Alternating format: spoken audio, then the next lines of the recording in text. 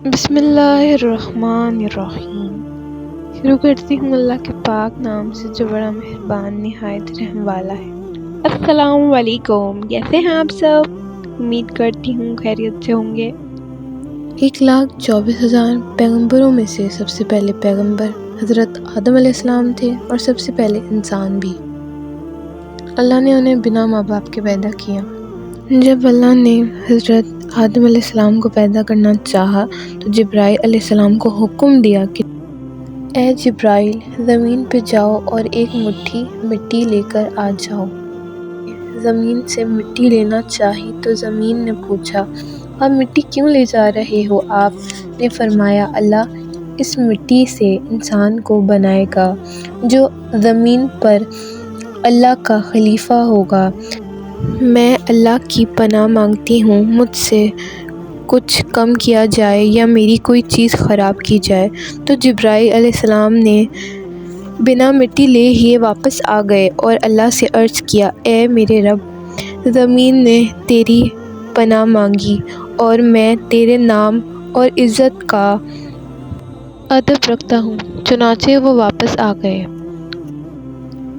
پھر اسی طرح اللہ تعالیٰ نے حضرت میکائیل علیہ السلام کو بھیجا، پھر وہ بھی اسی طرح واپس آ گئے۔ پھر اللہ نے حضرت اسرائیل علیہ السلام کو بھیجا۔ میں اس بات سے اللہ تیری پناہ مانگتا ہوں کہ اللہ تعالیٰ کے حکم کو مانے بغیر واپس آ جاؤں۔ پھر انہوں نے زمین سے مٹی لے کر اللہ تعالیٰ کی بارگاہ میں حاضر ہوئے۔ تو اللہ نے حضرت اسرائیل علیہ السلام کو روح قبض کرنے کا کام دے دیا۔ پھر ان کا نام ملک الموت رکھا گیا۔ اور اللہ نے حضرت اسرائیل علیہ السلام سے فرمایا کہ تم نے ہی اس مٹی کو مٹی سے الگ کیا ہے تو تم ہی اس مٹی کو اس مٹی میں ملاؤ گے۔ ہمارے نبی صلی اللہ علیہ وآلہ وسلم ارشاد فرماتے ہیں کہ اللہ تعالیٰ نے حضرت آدم علیہ السلام کو ایک مٹھی سے پیدا کیا ہے جو پوری زمین سے لائی گئی تھی، جس میں لال، سفید، سوکھی اور گیلی مٹی شامل تھی۔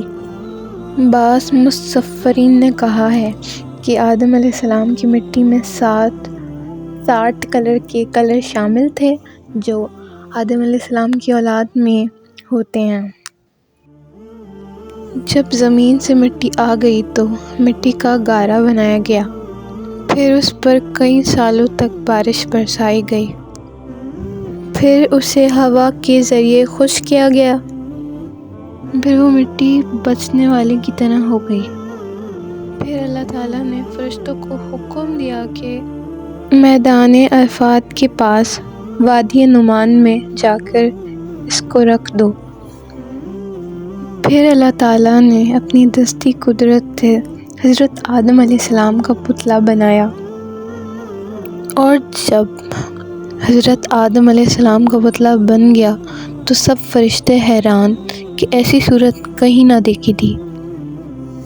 پھر 40 سال تک وہ آدم علیہ السلام کا پتلا بے جان رہا۔ پھر اللہ تعالیٰ نے روح کو حکم دیا کہ حضرت آدم علیہ السلام کے جسم میں داخل ہو جاؤ۔ تو چنانچہ روح نے عرض کیا کہ یا اللہ، یہ جگہ بہت گہری اور اندھیری ہے۔ 3 بار اللہ نے روح کو حکم دیا اور روح نے کہا، یا اللہ، یہ جگہ بہت اندھیری اور گہری ہے۔ تو اللہ نے کہا، نہ چاہتے ہوئے داخل ہو رہی ہو تو نکلتے ہوئے تکلیف ہوگی۔ اسی وجہ سے جب انسان کے جسم سے روح نکلتی ہے تو اسے تکلیف ہوتی ہے۔ سب سے پہلے روح حضرت آدم علیہ السلام کے سر میں داخل ہوئی تو چھینک آ گئی، تو پھر اللہ تعالیٰ نے آپ کے دل میں الہام کیا اور آپ کو الحمدللہ کہنے کا کہا۔ آپ نے الحمدللہ پڑھا، اس پر خود اللہ نے کہا، یا رحمک اللہ۔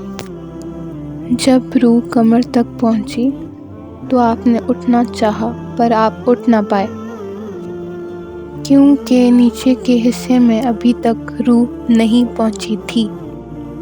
جب تمام بدن میں روح پہنچ گئی تو اللہ تعالیٰ نے کہا، اے آدم، بتا میں کون ہوں؟ تو آدم علیہ السلام نے کہا کہ آپ اللہ ہو اور آپ کے سوا کوئی عبادت کے لائق نہیں۔